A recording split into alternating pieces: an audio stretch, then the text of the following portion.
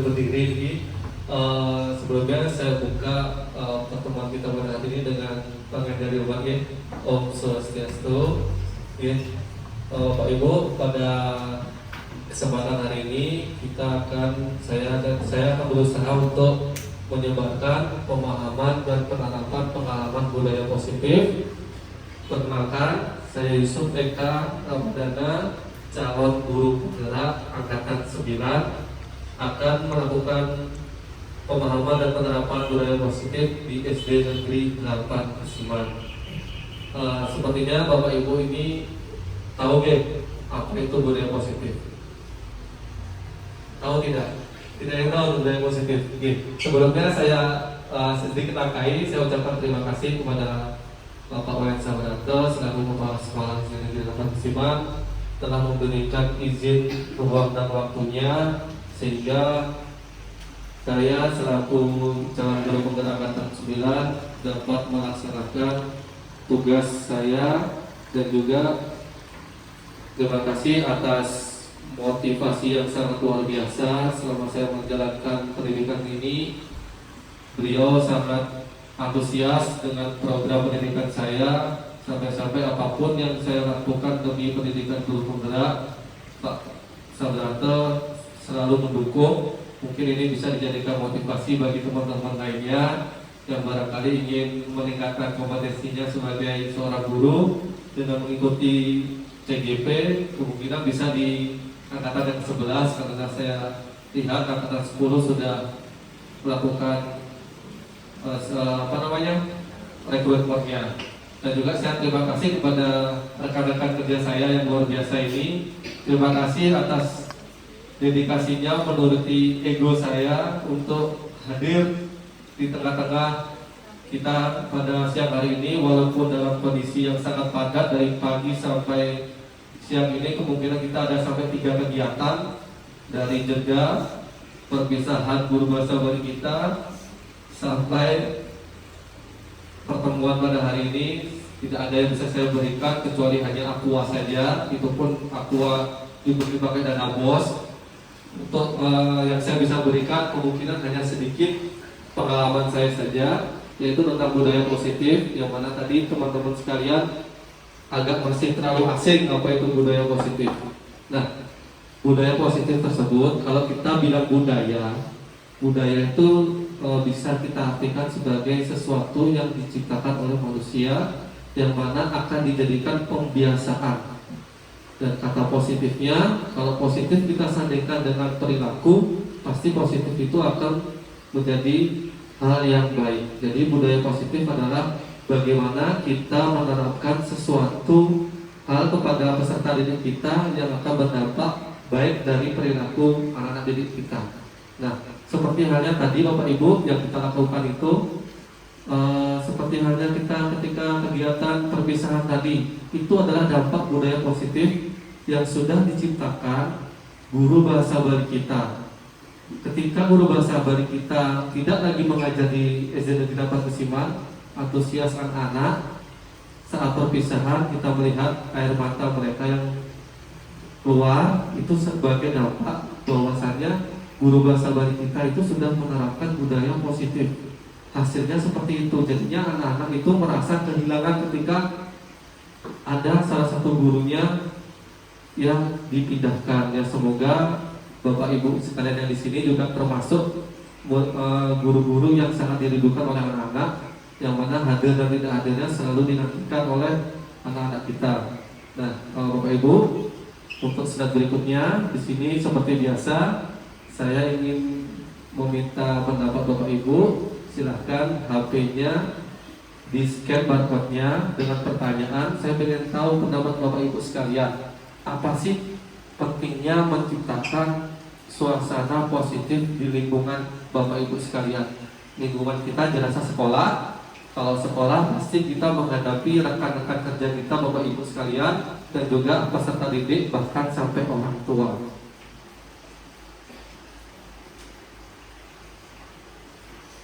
Kalau memang ada yang kendala, nanti saya share di grup. Kalau memang tidak ada yang bisa, semua bisa ya? Bisa. Bu semua nggak bisa, Bu semua. Nanti langsung pakai mic aja Bu ya.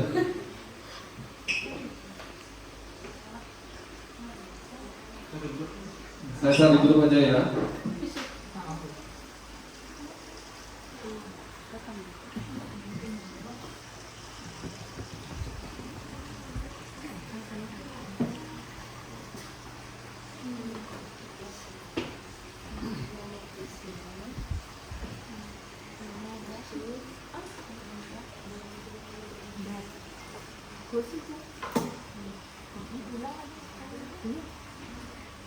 Nah, bisa ditulis nama teman-teman sekalian dan juga apa pendapatnya.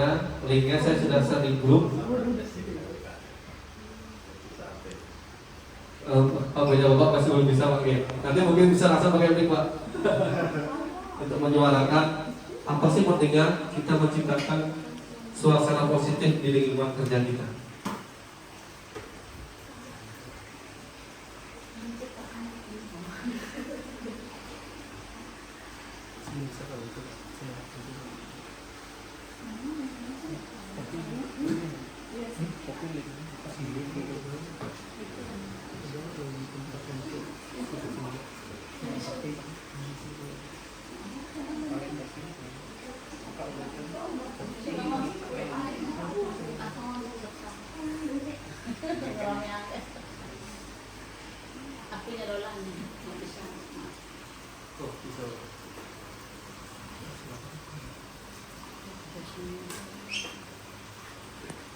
Sudah 2 orang yang mengungkapkan pendapatnya, dari Bu Ria menciptakan kenyamanan, dari Bu Yunita agar nyaman dan betah bekerja dengan senang hati dan tulus ikhlas.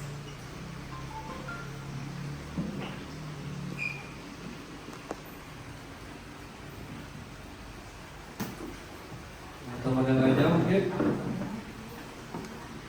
Saya ulangi lagi, soalnya ialah apa pentingnya menciptakan suasana positif di lingkungan Anda, lingkungan kita, lingkungan sekolah, kita menghadapi orang tua, anak-anak, dan rekan-rekan kerja kita.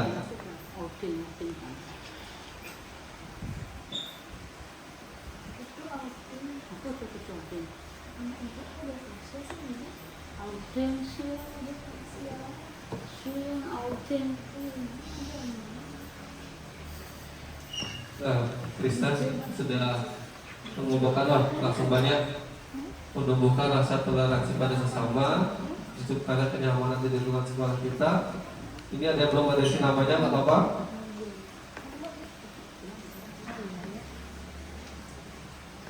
Cara sangat romantis sih agar bisa menciptakan suasana aman, nyaman, damai, tentram, bahagia bersama rekan kerja. Sudah semua? Ada yang belum? Bu Dewayu sudah? Agus sudah? Agar suasana belajar mengajar menjadi nyaman dan pembelajaran pun akan menjadi efektif. Pak Deswanta agar dapat beraktivitas kita merasa nyaman baik di lingkungan kerja. Baik Bapak Ibu, pentingnya menciptakan suasana positif di lingkungan sekolah. Kalau bersama rekan kerja, suasana positif itu sangat berpengaruh sekali.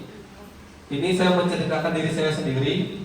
Mungkin teman-teman yang baru masuk tidak mengetahui ceritanya. Teman-teman yang sudah senior yang lama di sini, saya di sini sebenarnya pertama tuh hanya di honor Rp250 saja Bapak Ibu. Nah, kalau dilihat dari penghasilan untuk bensin saja itu tidak cukup. Namun karena luar biasanya lingkungan kerja di SD Negeri 8 Kesimal ini, dengan 200.000 itu saya merasa lebih dari cukup.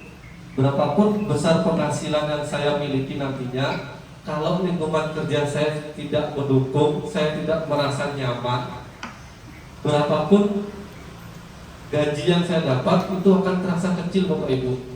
Tapi berapapun kecil penghasilan kita, tapi suasana lingkungan kerja yang nyaman itu akan membuat kita semakin betah, atau seperti Bu Guru Ayu yang bilang, bekerja dengan senang hati dan tulus ikhlas. Nah, itu dampak bahwasanya kalau kita menciptakan lingkungan positif. Dampak untuk anak-anak, ketika Bapak Ibu sekalian sudah menciptakan lingkungan positif, anak-anak tuh merasa nyaman ketika belajar. Apapun keluh kesahnya akan mudah disampaikan oleh anak-anak kita sekalian kalau sudah terciptanya lingkungan positif tersebut.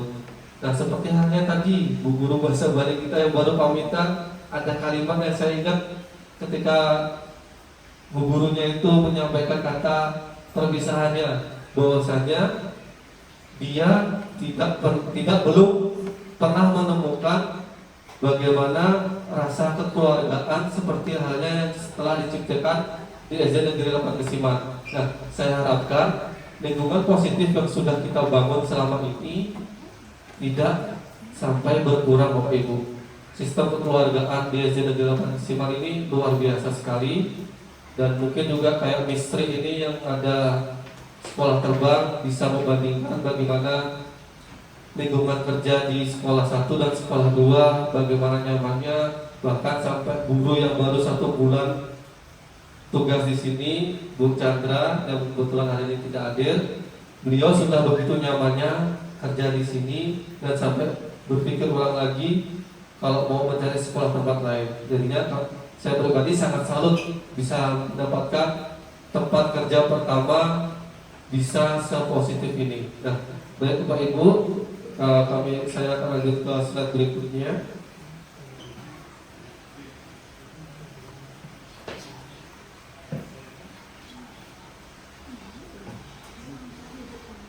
Nah, ini yang akan kita bahas, ada 8 poin konsep inti budaya positif. Yang pertama ialah perubahan paradigma belajar. Yang kedua, disiplin positif. Yang ketiga, nilai-nilai kebajikan. Yang keempat, ada kebutuhan dasar manusia. Yang kelima, motivasi perilaku manusia. Yang keenam, posisi kontrol guru. Yang ketujuh, keyakinan kelas. Yang kedelapan adalah segitiga restitusi, yang mana ini semua adalah menyangkut pautnya bagaimana sih cara kita bisa menciptakan budaya positif di lingkungan kerja kita, menciptakan kenyamanan bagi peserta didik kita. Nah, untuk mohon maaf pada yang salah ini ada sedikit keliruan di PowerPoint saya. Nah, ini untuk pertama, seperti ada yang sebelum pertemuan Sabtu lalu yang kita membahas tentang kurikulum merdeka, yang mana masih saya temukan bahwasanya teman-teman sekalian memilih tentang paradigma belajar itu yang saya ibaratkan seperti kertas kosong, kertas sama-sama.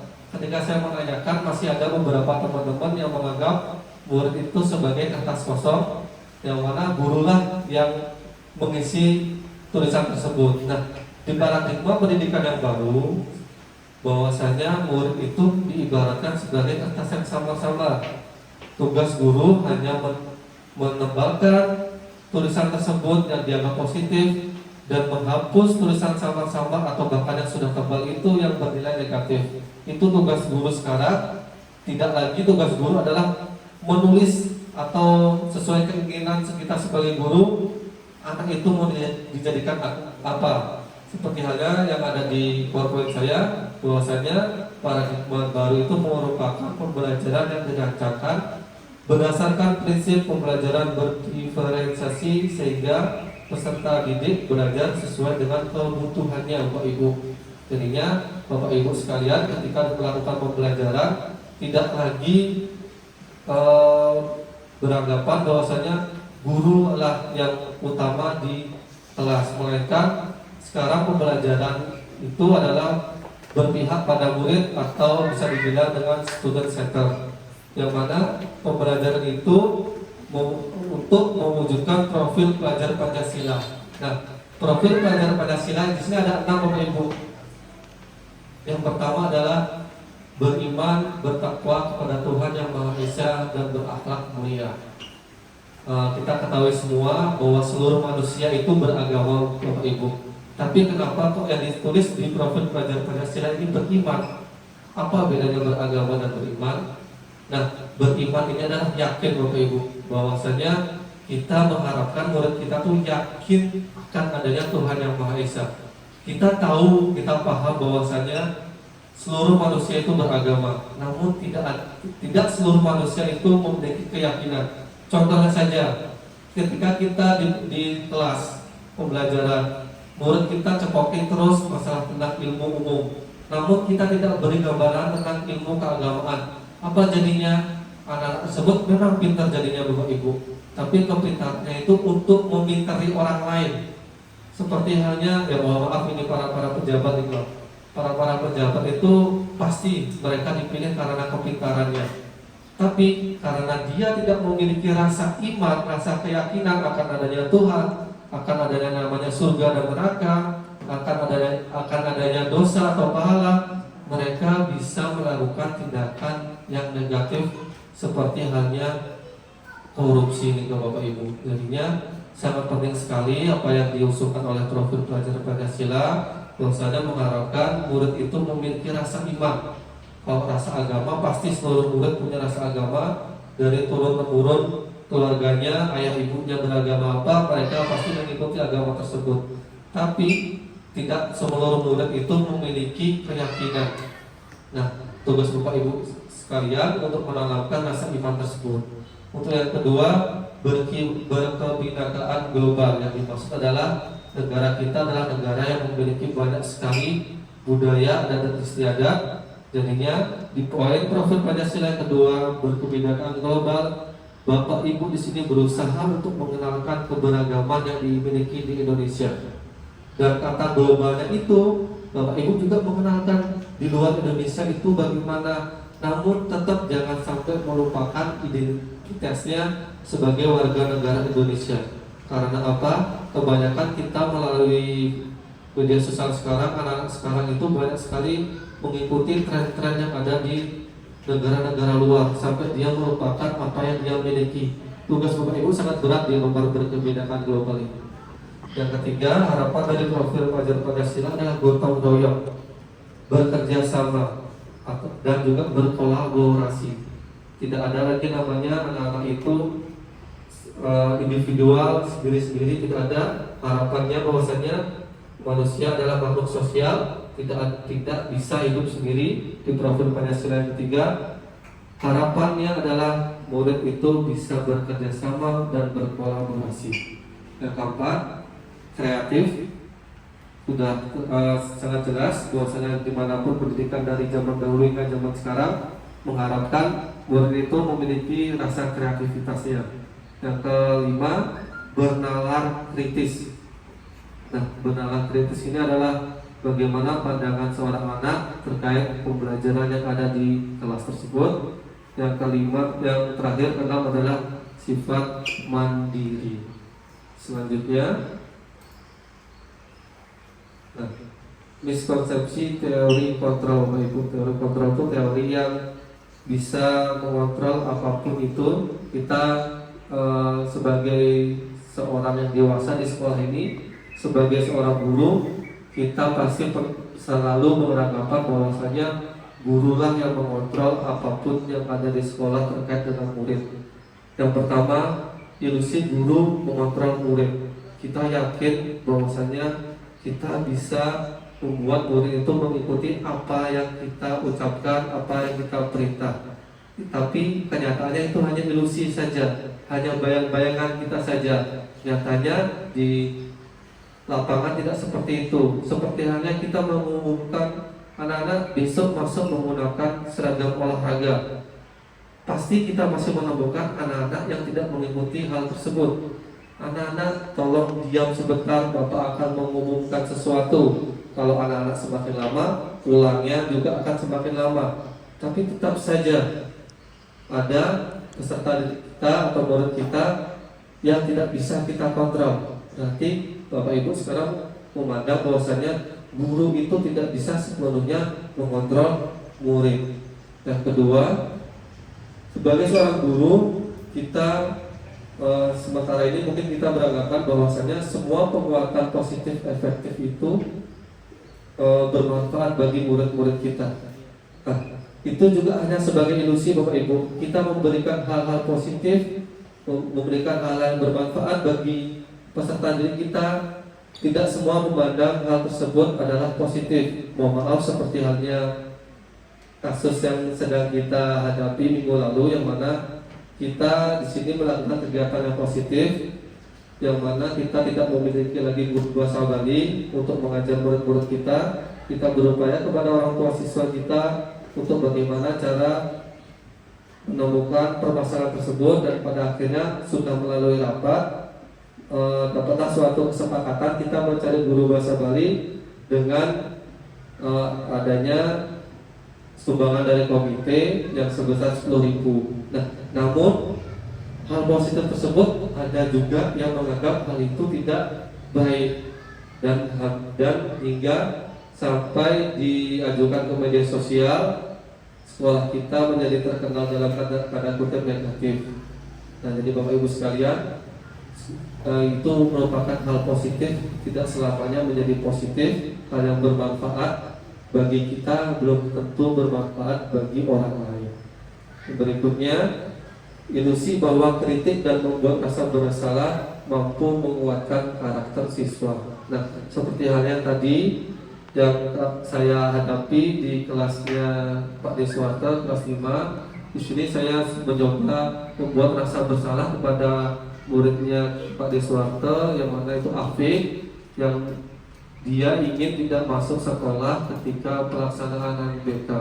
Saya membuat rasa bersalah dengan mengatakan, Afik milih sekolah atau taekwondo, pendidikan sekolah atau taekwondo. Nah, dari raut mukanya Afik tersebut, saya harapkan Afik itu sadar bahwasanya lebih penting sekolah. Tapi kenyataannya raut muka si Afik itu tidak menunjukkan rasa terima ketika saya memberikan kritik itu, dan tidak ada rasa bersalahnya. Justru dia rasa menangisnya keluar. Rasa menangis itu pasti karena kejengkelannya dia, Pak Guru kok melarang saya di kegiatan taekwondo.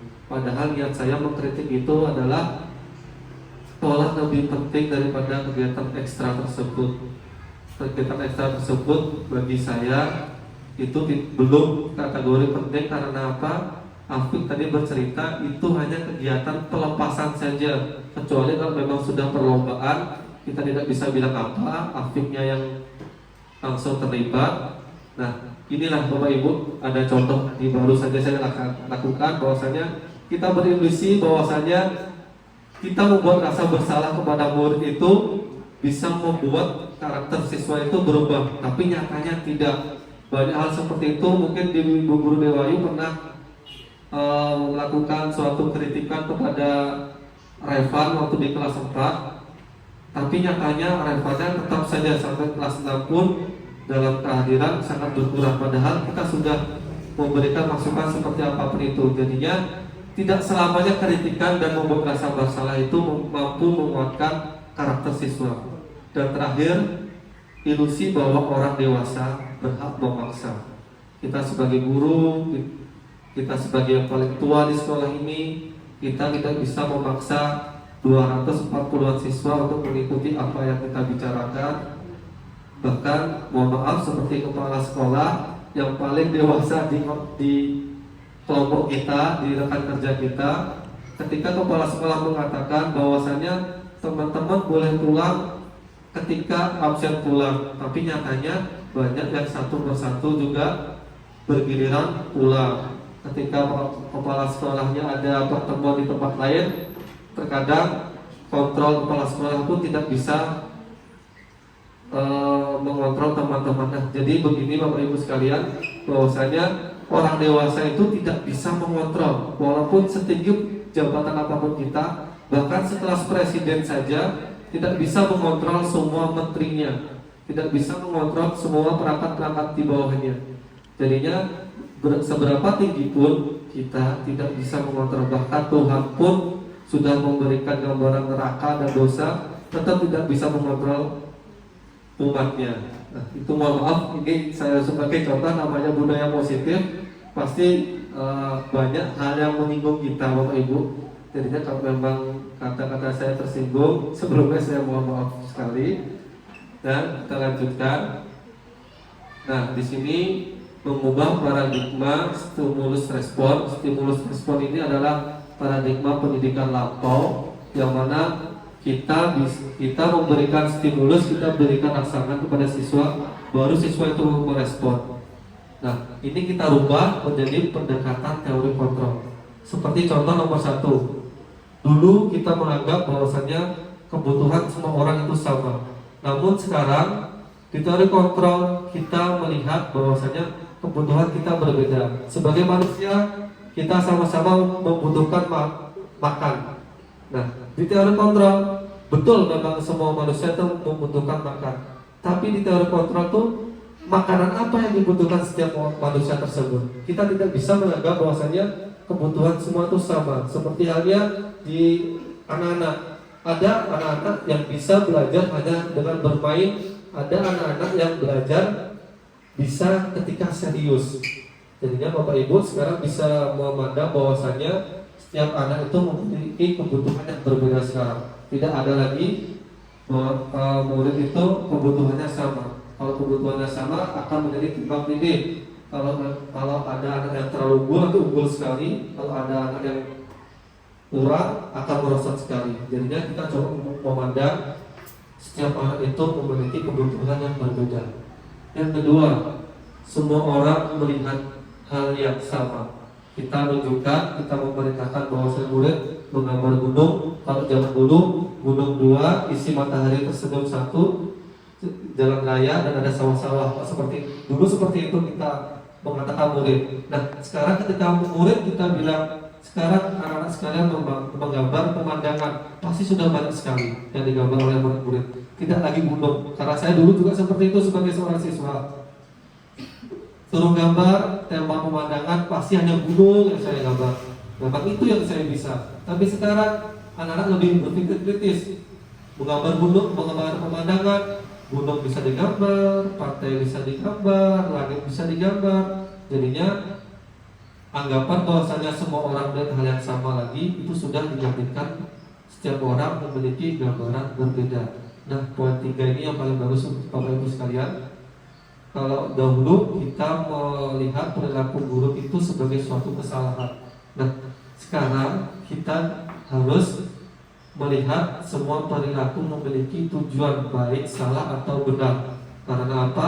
Ketika kita melihat hal yang salah itu, jangan langsung menjudge anak itu melakukan kesalahan, tapi tanyakan dulu dia melakukan kesalahan apa. Seperti halnya beberapa tahun yang lalu ada siswa yang bernama Farel dan adiknya Satria. Itu si Farel bertengkar dengan siapa itu? Dengan Satria atau dengan siapa? Dia bertengkar dan yang kalau memang pertengkar itu adalah perilaku negatif atau dibilang perilaku buruk. Tapi kita tidak tahu ternyata si Farel bertengkar itu untuk melindungi adiknya. Melindungi adiknya adalah perilaku positif. Jadi kita tanyakan dulu, kita gali dulu perilaku salahnya itu apa, baru kita bisa mengetahui hal baik apa yang dilakukan dia ketika melakukan hal buruk seperti itu. Jadinya kita bisa memberi gambaran pada anak-anak yang seperti itu, bertengkarnya negatif, melindungi adiknya positif. Bisa menyelesaikan masalah, tidak harus dengan cara bertengkar. Atau kita bisa sering mendengar ada teman yang mengatakan, kenapa sih nggak bicara baik-baik, kenapa harus bertengkar langsung. Nah, itu sekarang kita beranggap bahwasanya ketika murid melakukan kesalahan, jangan dijudge itu suatu kesalahan. Gali dulu, tanyakan dulu kenapa sampai anak itu melakukan kesalahan. Seperti ada di kelas juga melihat anak itu tidak pernah masuk, tanyakan dulu kenapa dia tidak masuk. Jangan langsung menjudge perilaku buruk itu sebagai suatu kesalahan. Yang keempat, dahulu kita pembelajaran menerapkan model berpikir menang atau kalah atau berlomba-lomba. Selalu memberikan standar kepada anak peserta didik kita, atau istilahnya dulu itu ada KKM. Namun di kurikulum Merdeka kita tidak ada lagi namanya KKM. Semua murid itu adalah pemenang Bapak Ibu. Jadinya standar untuk murid sekarang itu adalah standar dari masing-masing individu. Tidak ada lagi standar yang sudah ditetapkan di sekolah. Jadinya Bapak Ibu sekalian, tidak ada namanya ranking 1 sampai ranking 30, itu sudah tidak ada lagi. Jadinya sekarang itu semua menjadi ranking 1 berdasarkan mereka sendiri. Yang dulunya kurikulum dulunya si A ranking 30, tapi di kurikulum Merdeka yang ranking 30 menjadi ranking 1, tapi menurut penilaian dirinya sendiri. Jadi kalau bagi kita tetap seperti ada tingkatannya, tapi tetap kita sampaikan bahwasanya mereka adalah yang pemenangnya, mereka adalah ranking 1 bagi dirinya sendiri. Tapi untuk bagi teman-teman yang lain, kita kasih motivasi juga bahwasanya yang kurang kita motivasi supaya meniru yang lebih bisa, yang lebih bisa juga membantu temannya yang kurang. Untuk selanjutnya ialah disiplin positif. Ini ada gambar 2 orang siswa aktif kita, ada gambar 3 orang siswa yang sudah lulus. Mungkin ini saya ambil dari Facebooknya Bu Dewayu. Ini semua murid kesayangannya Bu Guru Dewayu. Ini ada Dimas, dan siapa lagi tuh yang di tengah tuh kurang jelas karena kita zaman dulu. Siapa itu Mister yang tengah itu? Nggak jelas. Kalau yang ini siapa yang ini? Budi, ini murid kesayangan sampai dia terpulang kayaknya ya. Nah, disiplin positif itu Bapak Ibu, disiplin positif itu adalah hal yang diharapkan dari teori ini adalah bahwasannya menumbuhkan kesadaran kepada seorang anak, dia merubah itu bukan dari faktor eksternal, bukan dari faktor orang lain. Mengharapkan anak itu berperilaku baik itu berdasarkan dirinya sendiri, bukan dari orang lain. Ini hal yang berat kita menerapkan disiplin positif itu, karena kita selama ini masih menerapkan penghukuman. Kamu tidak disiplin, kamu diginikan; kamu tidak disiplin, kamu digitukan. Bagaimana cara menerapkan disiplin positif ini benar-benar sangat berat, butuh kerjasama seluruh warga sekolah. Jangan sampai kepala sekolah sudah menerapkan disiplin positif, tapi salah satu gurunya tidak menerapkan tersebut, jadinya murid-murid akan memandang kita, oh gurunya saja ada yang seperti ini, masa saya harus seperti itu. Nah, disiplin positif itu sangat berat sekali. Sebagai pendidik, tujuan kita adalah menciptakan peserta didik yang memiliki disiplin diri, kesadaran diri, sehingga mereka berperilaku mengacu kepada nilai-nilai kebajikan yang nanti akan kita bahas, dan memiliki motivasi intrinsik dalam dirinya sendiri dalam perubahan perilaku ke arah yang lebih baik. Nah, jadinya kita memang harus kita berat sekali bagaimana menyadarkan siswa kita bisa berperilaku baik tanpa adanya hukuman, ancaman, ataupun sampai penghargaan. Ini memang beban berat sekali bagi kita melihat murid-murid kita yang selama ini yang masih kita cerewetin saja, mereka tidak bisa berubah, apalagi kita tidak cerewet. Apakah bisa? Mungkin memang awalnya kita cerewet terlebih dahulu, setelah itu coba kita kurangi cerewetnya. Siapa tahu dan semoga murid-murid kita bisa menerapkan disiplin positif. Nah, berikutnya ialah seperti yang saya bilang tadi, nilai-nilai kebajikan. Nilai-nilai kebajikan adalah nilai yang kita sepakati bersama, tidak memandang suku, tidak memandang agama, bahasa maupun latar belakangnya. Di sini saya mengambil ada 3 contoh nilai kebajikan. Yang pertama adalah nilai dari profil pelajar Pancasila yang sudah kita bahas sebelumnya. Ada beriman, ada berbhinneka global, ada gotong royong, ada mandiri, ada kreatif, ada bernalar kritis. Nilai kebajikan dari Ibo Primary Years Program atau PIP ialah toleransi, rasa hormat, integritas, mandiri, menghargai, antusias, empati, pengetahuan, kreativitas, kerjasama, percaya diri, dan komitmen. Nilai kebijakan yang ketiga saya ambil dari keterampilan hidup atau life skill, yang mana dapat dipercaya, lurus hati, pendengar yang aktif, tidak merendahkan orang lain, dan memberikan yang terbaik dari diri. Nah, ini contoh nilai-nilai kebajikan.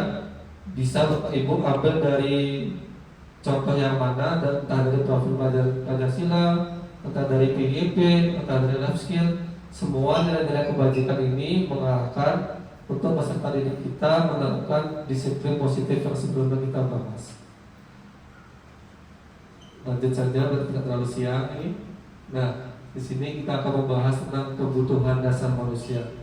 Manusia itu sebagai salah satu makhluk yang pasti memiliki kebutuhan dasar. Nah, kebutuhan dasar manusia itu adalah segala sesuatu yang dilakukan untuk mendapatkan apa yang diinginkan. Tindakan yang dilakukan memiliki tujuan tertentu, baik itu salah ataupun benar, dan semua usaha terbaik yang dilakukan adalah dalam rangka agar kebutuhan dasar itu dapat terpenuhi. Macam-macam kebutuhan dasar manusia ada 6, kalau tidak salah. Ada 5. Yang pertama itu ada bertahan hidup, jelas bertahan hidup kebutuhan dasar manusia, makan, tempat tinggal, keamanan dan kesehatan. Kebutuhan hidup yang kedua adalah kasih sayang. Manusia ingin dia tuh memiliki rasa diterima, dipedulikan, berbagi, kerjasama, menjadi bagian dalam kelompok. Dan ketiga, penguasaan, bahwasanya manusia itu memiliki harga diri, memiliki keinginan untuk dianggap, memiliki kesempatan untuk menjadi pemimpin, berprestasi, diakui dan didengarkan apa yang disampaikan. Kebutuhan dasar yang keempat ialah kebebasan, bahwasanya arti kebebasan tersebut manusia itu ingin hidup mandiri, memiliki pilihan, mencoba hal baru, mampu mengendalikan arah dirinya. Kebutuhan dasar yang terakhir ialah kesenangan, manusia butuh namanya hiburan, bermain, humor, antusiasme, dan tertawa. Jadinya nanti Bapak Ibu sekalian penerapannya di kelas, Bapak Ibu sekalian bisa melihat anak-anak yang sedang mengalami kesalahan apa yang didasari. Nah, kalau misalnya di kelas anak itu sering tidur, sering acuh tak acuh kepada Bapak Ibu ketika pembelajaran, kita identifikasi sebenarnya anak ini dalam kebutuhan dasar mana. Kalau memang biasanya dia malas belajar, mungkin dia dalam kebutuhan dasar kasih sayang, dia sebenarnya ingin dipedulikan. Atau bisa jadi penguasaan, karena dia keinginannya dia tidak dianggap. Itu bisa jadi kenapa anak itu tidak antusias mengikuti pelajaran. Ada juga anak yang tidak jarang masuk. Kita lihat dulu, mungkin tempat tinggalnya kurang, mungkin membantu orang tuanya untuk mencari makanan yang dalam poin bertahan hidup. Dia jarang masuk, mungkin karena dia ada sedikit harga dirinya dia yang dijatuhkan atau kena rasa bullying. Itu juga jadinya kita bisa mengidentifikasi peserta didik kita itu sedang mengalami masalah dia dalam hal memenuhi kebutuhan dasar sebagai manusia yang mana. Kita lihat ada juga murid yang malas belajar, ternyata kita tidak memperhatikan kebutuhan dasar kesenangannya dia. Kita tidak pernah melakukan permainan di dalam pembelajarannya. Jadinya anak-anak tuh bosan ketika mengikuti pelajaran. Dan saran saya, ketika anak itu mengalami suatu permasalahan, teman-teman identifikasi terlebih dahulu. Sebenarnya dia itu sedang memenuhi kebutuhan yang mana. Kalau memang kebutuhan tidak terpenuhi, rata-rata memang manusia sifat kehewanannya keluar, emosi terus bawaannya. Nah, inilah 5 kebutuhan dasar manusia. Terus selanjutnya, nah ini motivasi perilaku manusia itu ada 2 Bapak Ibu. Ada intrinsik, ada ekstrinsik. Intrinsik itu dalam dirinya sendiri, yang mana menjadi orang yang mereka inginkan dan menghargai diri sendiri dengan nilai-nilai yang mereka percaya, datang dari sendiri-sendiri. Motivasi yang datang dari diri sendiri. Kalau motivasi ekstrinsik itu datang dari luar atau dari orang lain, yang mana ini ada poin 2 untuk menghindari kenyamanan atau hukuman. Nah, motivasi yang dari luar ini biasanya dia akan berubah perilakunya karena dia merasa tidak nyaman karena ada hukuman. Anak itu tertib, kita lihat dia tertib karena apa? Takut dihukum di kelasnya. Anak itu mengerjakan PR karena apa? Karena dia takut akan hukuman. Atau yang kedua, untuk mendapatkan imbalan. Anak-anak yang bisa rajin setiap hari pikir masuk pagi akan ibu kasih bintang. Ketika bintangnya sudah penuh, ada hadiah dari ibu. Nah, itu bisa memang merubah motivasi siswa untuk perilakunya, tapi itu hanya dari luar, belum dari dalam. Kesadarannya belum ada dirinya. Kalau terus kita saja yang memotivasi, coba kita sekarang berusaha menanamkan kesadaran kepada siswa-siswi kita bahwasanya motivasi datang dari dirinya sendiri. Karena apa? Kalau motivasi selalu datang dari luar, tidak adanya ibu atau bapak sekalian di kelas itu akan kembali lagi jadi tidak ada perubahannya. Kita datang kalau sudah dari dalam, ada dan tidak adanya kita di kelas itu tetap merasa ada siswa tersebut. Dia tetap tertib, tetap tidak ramai. Kalau itu motivasinya datang dari dirinya sendiri. Tapi kalau masih dalam dirinya orang, jangankan seperti mau berubah perilaku. Ketika kita melihat jam kosong, murid itu ramai. Tapi ketika kita mengucapkan nama guru, nanti bu semuanya datang ke kelas, dia langsung diam. Itu berarti motivasi dari ekstrinsik, bukan dari intrinsiknya. Dia takut akan ketegasannya Bu Somo. Tegas Bu Somo, bukan galak Bu Somo ya. Bu Somo itu orangnya tegas, bukan galak. Tapi itu memang masih kita pakai senjatanya. Dan anak-anak tuh merasa takut atau tidak nyaman akan kata Bu Somo yang datang ke kelas. Ya, jadinya belum ada kata-kata motivasi dalam dirinya sendiri. Oh sekarang pelajaran agama Islam saya langsung buka pelajaran, itu belum ada sampai sekarang.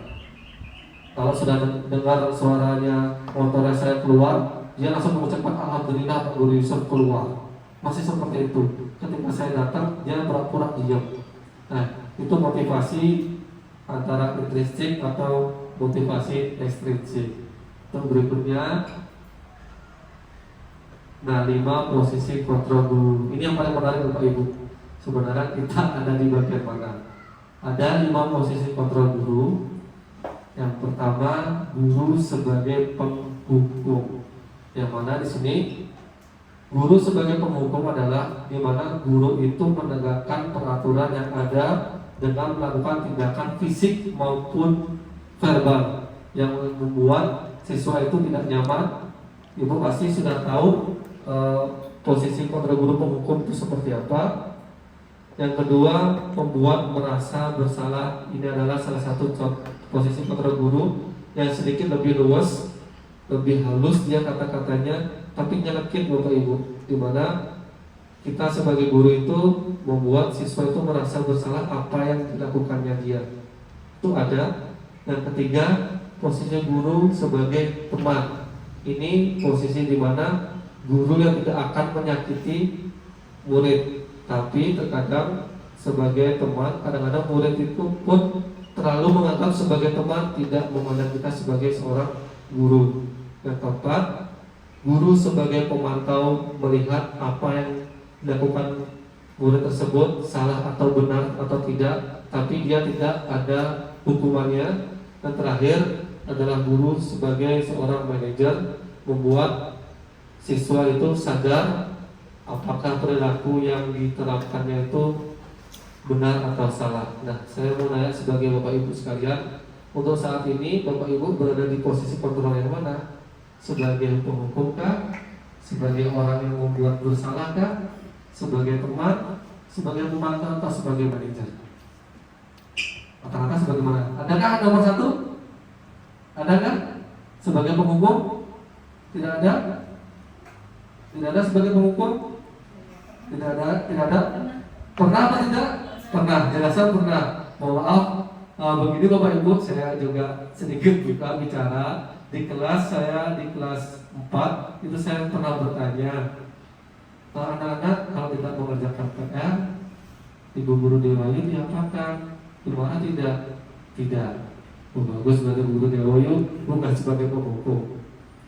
Terus Ibu Guru bahasa Bali sebelumnya diapakan? Dicoret-coret mukanya Pak.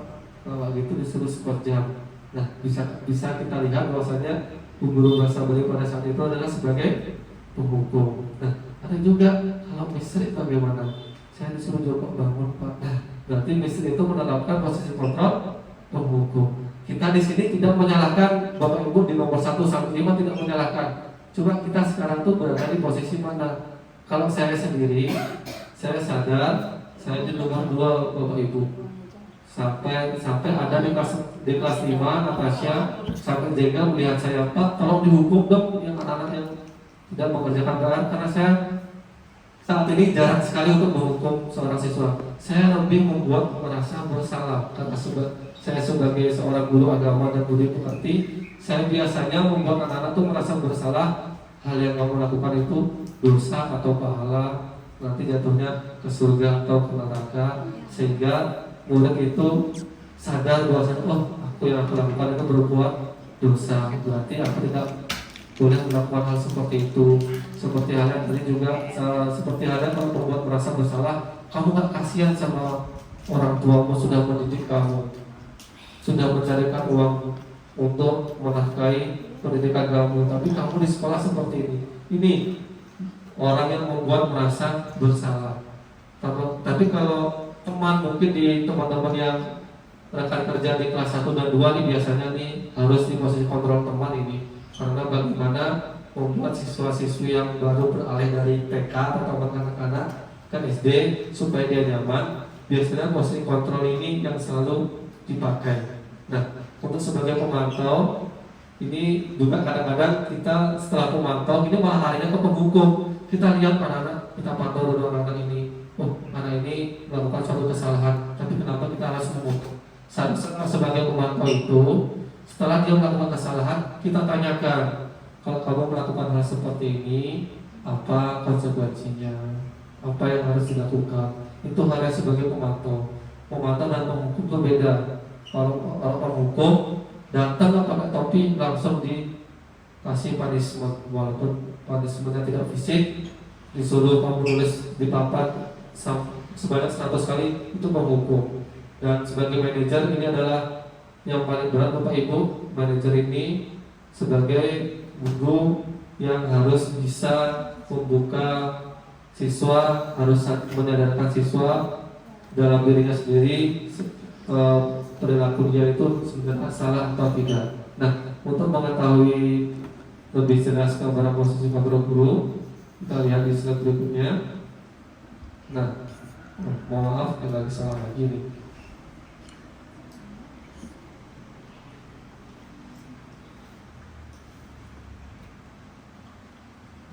Nah, ini untuk contohnya, contoh penerapan posisi kontrol guru. Kita kasusnya, kita lihat siswa tidak memakai atribut lengkap saat upacara bendera. Nah, kalau kita sebagai kontrol guru penghukum, yang kita lakukan adalah silakan hormat pada bendera selama 1 jam. Itu yang dilakukan kalau kita sebagai seorang penghukum dengan kasus dia tidak lengkap saat upacara. Kalau kita sebagai membuat merasa bersalah, kita akan mengatakan seperti ini. Berapa kali ibu atau bapak harus memberitahu kamu selalu membuat kecewa ibu atau bapak. Ini seperti kita mengingatkan Bu Guru Ayu saat menjadi pembina upacara. Bu Guru Ayu berbicara bahwasanya ketika Sabtu sudah diingatkan untuk memakai topi, tapi nyatanya ketika Bu Guru Ayu menjadi pembina, banyak sekali kelas 2 yang diampuni Bu Guru Ayu tidak memakai topi. Nah, ini salah satu bahwasanya saat jadi pembina itu Bu Guru Ayu itu menjadi seorang pembuat merasa bersalah. Nah, sebagai kontrol guru yang lainnya, ini terus ya.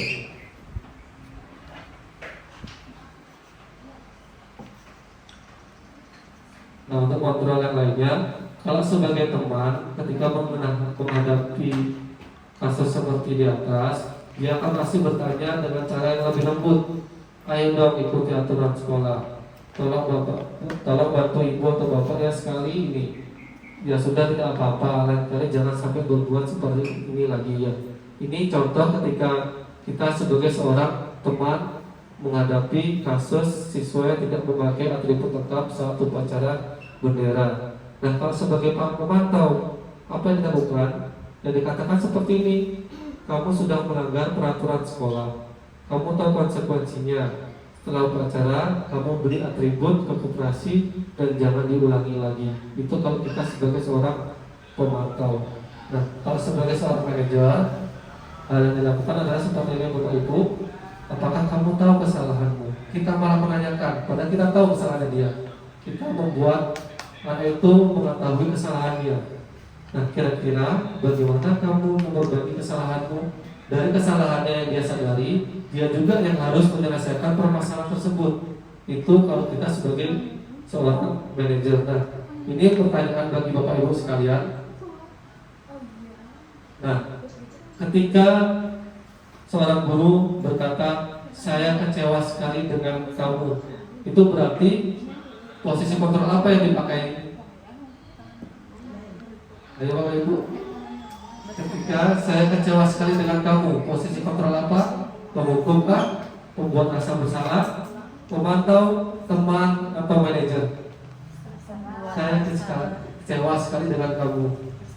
Nah, yang kedua yang pakai membuat merasa bersalah. Berikutnya, kamu tidak pernah benar melakukannya. Itu kata-kata posisi guru sebagai apa? Kamu tidak pernah benar melakukannya. Sebagai apa? Penghukum, teman, pemantau, pembuat rasa bersalah, atau manajer? Pembuat rasa bersalah, pemantau, teman, apa? Kamu tidak pernah benar melakukannya. Bagaimana dia tahu dia itu tidak pernah benar kalau sebelumnya tidak pernah dia bahkan dipantau? Ini sebagai kontrol diri, guru sebagai pemantau. Untuk berikutnya ada lagi kan sepertinya. Nah, apa rencanamu untuk menyelesaikan masalah ini? Sebagai apa? Manajer. Bagus. Bapak Ibu, ada lagi tidak ya? Oh, masih ada lagi. Ayolah lakukan demi Bapak Ibu ya. Sebagai apa? Sebagai teman, karena kata-katanya mengikuti bagaimana seorang anak berbicara dengan temannya. Nah, terima kasih Bapak Ibu. Berarti Bapak Ibu sudah memahami kontrol diri sebagai seorang guru. Tidak ada yang salah Bapak Ibu di posisi manapun.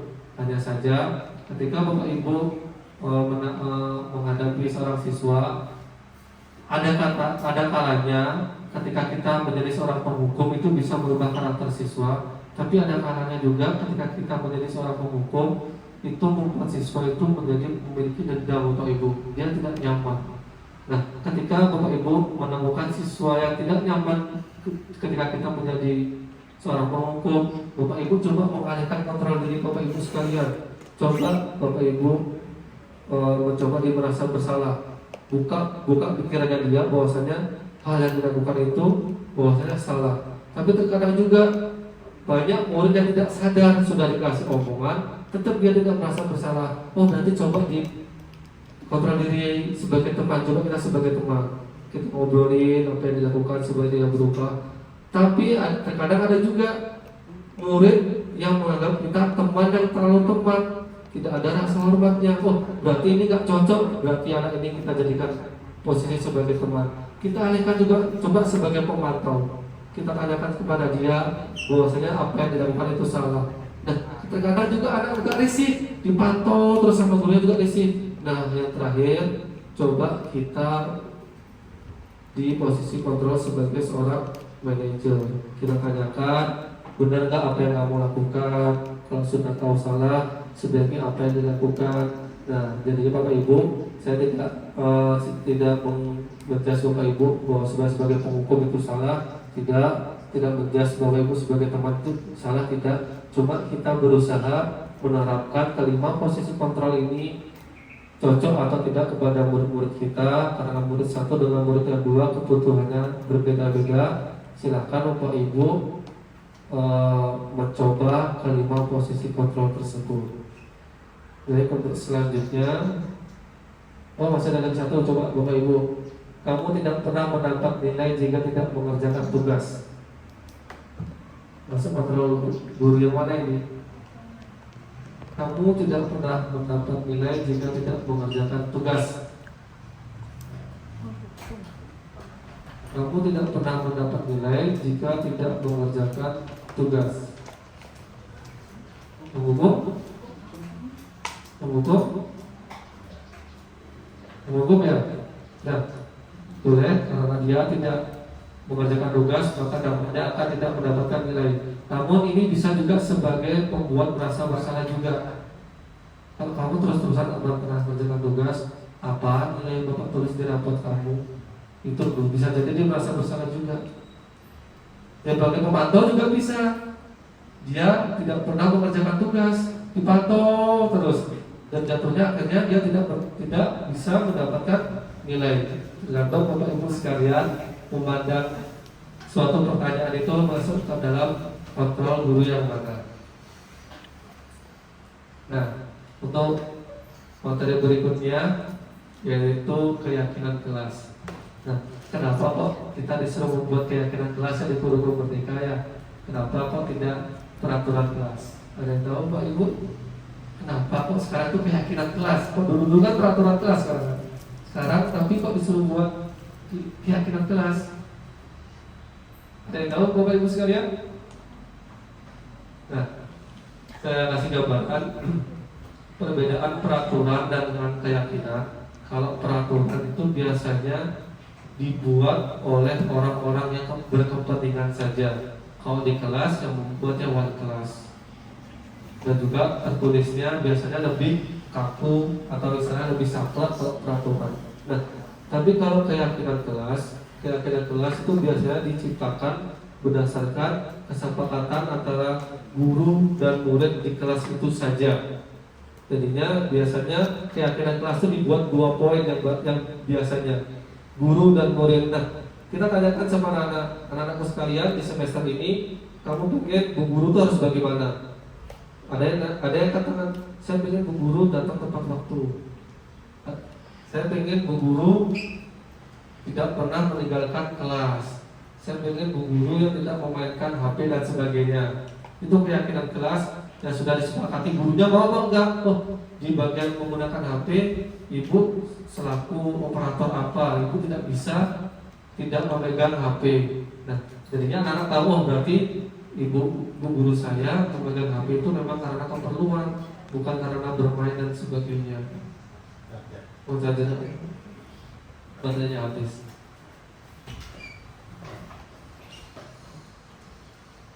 Nah, kalau dan juga nanti di bagian murid, kamu pengen belajar yang seperti bagaimana?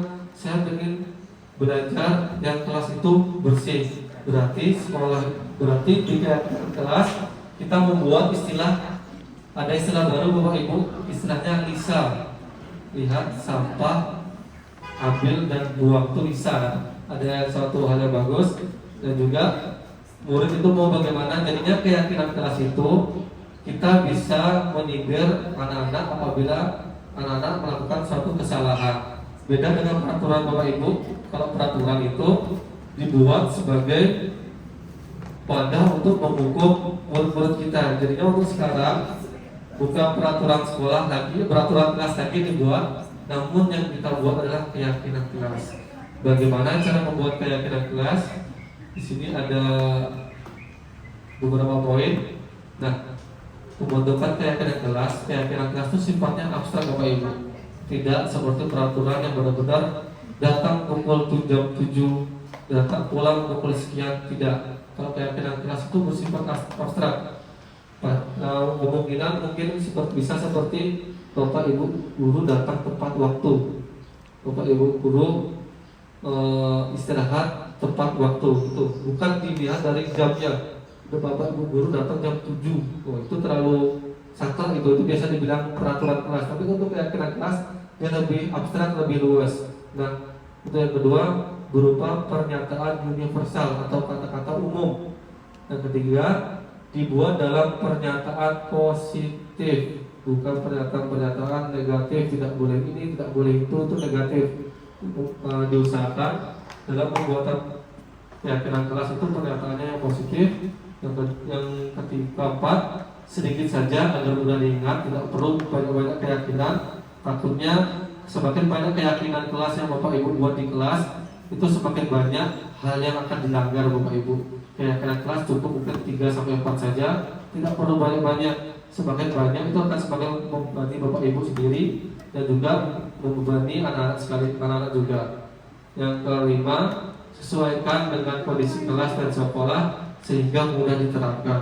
Jangan sampai kita membuat keyakinan kelas belajar selalu menggunakan HP, sedangkan anak-anak kita saja tidak memiliki HP semuanya. Itu malah keyakinan kelas yang tidak bisa terrealisasikan malahan.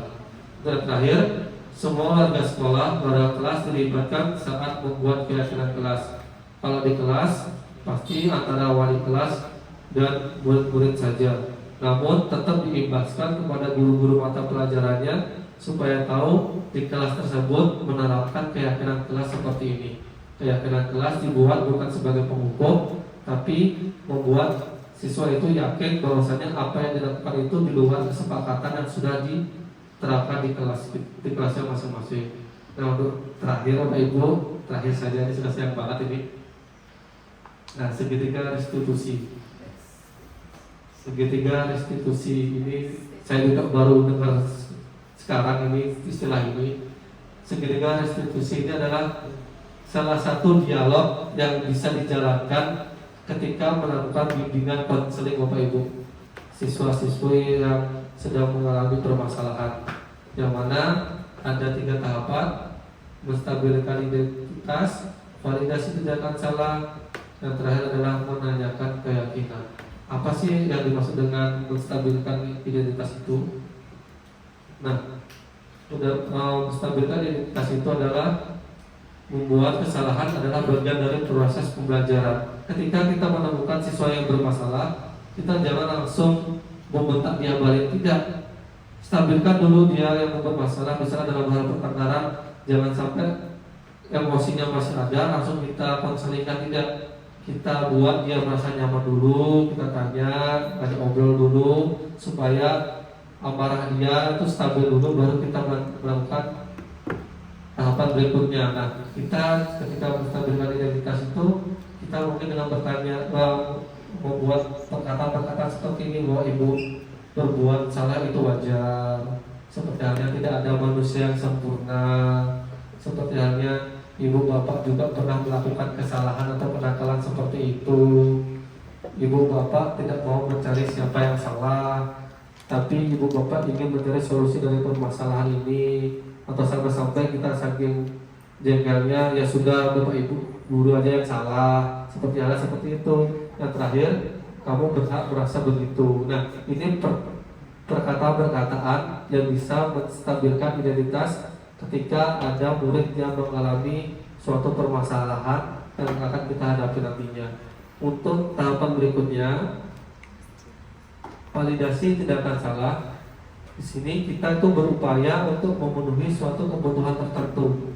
Setelah kita tahu alasan penyebab kenapa murid itu melakukan itu, kita melakukan validasi tindakan itu salah atau benar. Bagaimana caranya? Kita tanyakan ini. Kita tidak menyalahkan dia, kita bertanya saja. Kamu pasti punya alasan mengapa melakukan hal itu. Seperti halnya yang tadi saya ceritakan tentang Satria dan Farah itu. Farah itu bertengkar karena apa? Pasti dia punya salah, punya alasan. Tidak mungkin orang bertengkar tiba-tiba orang diam-diam bertengkarin. Kalau hal seperti itu biasanya penyakit Bapak Ibu ya. Orang diam-diam diajak bertengkar itu penyakit, itu bukan suatu permasalahan. Yang kedua, kita bisa juga nanyakan, padahal kamu bisa melakukan yang lebih buruk dari ini ya. Ini biasanya kita tunjukkan kepada alam ini biasanya, murid yang hiperaktif ini. Yang ketiga, kamu patut bangga karena telah melindungi sesuatu yang penting buat kamu. Seperti yang tadi Farah dan Satria, yang Farah bertengkar karena ingin melindungi adiknya. Yang terakhir, kamu melakukannya karena kamu mempertahankan sesuatu yang penting bagimu. Misalnya dia bertengkar karena tasnya diputusin sama temannya, dia sadar bahwa ini tas pemberian orang tuanya, dia ingin melindungi apa yang dikasih dengan orang tuanya, itu yang menyebabkan dia menjadi bermasalah. Yang terakhir, yaitu menanyakan keyakinan. Di sini membuat anak itu termotivasi secara mandiri dengan menanyakan apa keyakinan kelas kita. Kalau kita sudah buat, kita bisa menggunakan cara ini Bapak Ibu. Apa sih keyakinan kelas kita? Oh, kelas kita tidak boleh bertengkar. Kenapa kamu melanggarnya? Bisa juga dengan cara nilai-nilai apa yang telah disepakati bersama. Kamu Bapak Ibu tanyakan lagi keyakinan kelasnya. Jadinya sangat penting sekali Bapak Ibu sekalian untuk membuat keyakinan kelas ini. Kalau nantinya menemukan murid-murid kita itu bermasalah, jadinya kita bisa mempertanyakan kembali, kita kan sudah membuat keyakinan, kenapa kalian melanggar keyakinan tersebut. Dan terakhir, ketika kita mengetahui anak itu bermasalah, kita tanyakan, kalau kamu terus seperti itu, kamu ingin menjadi orang yang seperti apa. Inilah tahap-tahap konseling yang bisa diterapkan Bapak Ibu sekalian. Ketika konseling, jangan langsung menyalahkan peserta didik kita, jangankan kepada seorang siswa. Di segitiga restitusi ini kita juga bisa menerapkan kepada para guru, yang mana ketika ada permasalahan di kelas, kita jangan memandang satu sisi saja.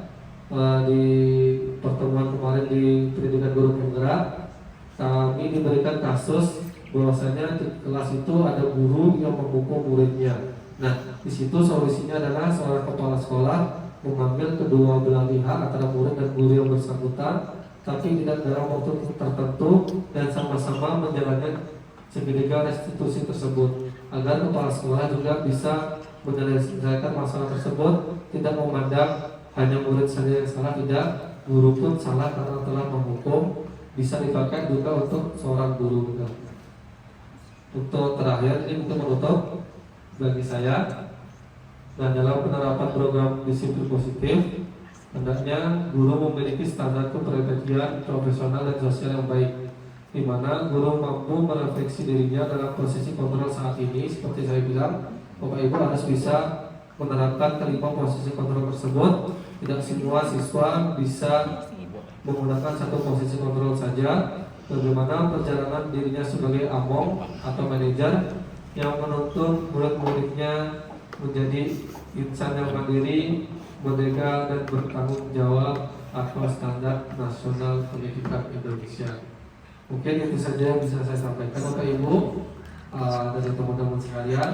Ada hal yang perlu dipertanyakan atau yang kurang jelas, bisa melihat juga waktu sudah mulai 12:30, ternyata lebih hampir sudah 1 jam ini kan? Oh, sudah 1 jam. Tidak ada yang dipertanyakan Bapak Ibu sekalian? Ya, Mas. Oke, silakan Bapak. Terima kasih pada adik calon PGP. Kami perlu informasikan kepada teman-teman semua bahwasanya ini adalah ilmu baru bagi kita semua. Kita bersyukur teman kita ikut di CGP angkatan 9. Kemudian di angkatan 11, teman-teman saya minta nanti yang punya kesempatan dan ingin mengikuti ini di angkatan 11 masih terbuka waktunya, sehingga sekolah kita akan menjadi banyak punya CGP. Demikian juga apa yang disampaikan tadi terkait dengan posisi kita, apakah penghukum, manajer, teman dan lain sebagainya. Itu ilmu baru yang mesti kita terapkan bersama. Di samping CGP sudah dapatkan ilmunya, semoga kita dapat semuanya agar apa yang diinginkan dalam kurikulum merdeka ini di CGP ini juga bisa kita sedikit demi sedikit kita terapkan bersama. Kemudian terkait dengan apa yang disampaikan tadi, ada keyakinan kelas, kesepakatan kelas, ada hal yang dulu tata tertib peraturan. Oleh karena itu, marilah kita merubah sedikit-sedikit apa itu peraturan bagaimana, apa perlu kita hilangkan, kita diskusikan bersama keyakinan kelas. Karena Dewa Yud yang sering lihat atau intip ngajar, dia sering melihat atau membuat kesepakatan kelas gitu. Yang dengar di lewat dari apa kesepakatan kita hari ini itu mungkin sudah dapatkan di waktu IKM-nya. Oleh karena itu di samping bimbingan adik sebagai CGP, enggak teman-teman minimal lah, paling tidak kalau ada studi ya lah, studi tiru ke sini, karena kita punya CGP namanya bagus sekali di forum di 9 di 3K9 gitu. Pokoknya diperhitungkan, siapa tahu ada survei di sini biar kita bersama-sama nanti bisa membenahi diri. Itu aja, terima kasih. Terima kasih Bapak Sekolah atas masukannya dan tambahannya sedikit tentang apa yang sudah saya sampaikan. Kalau memang tidak ada yang dipertanyakan, saya ucapkan banyak-banyak terima kasih Bapak Ibu sekalian sudah meluangkan waktu, dan saya tidak sadar sudah terlalu lama lagi saya melakukan penjelasan tentang budaya positif ini. Mungkin bisa saya tutup dengan Rawat Santi. Terima kasih.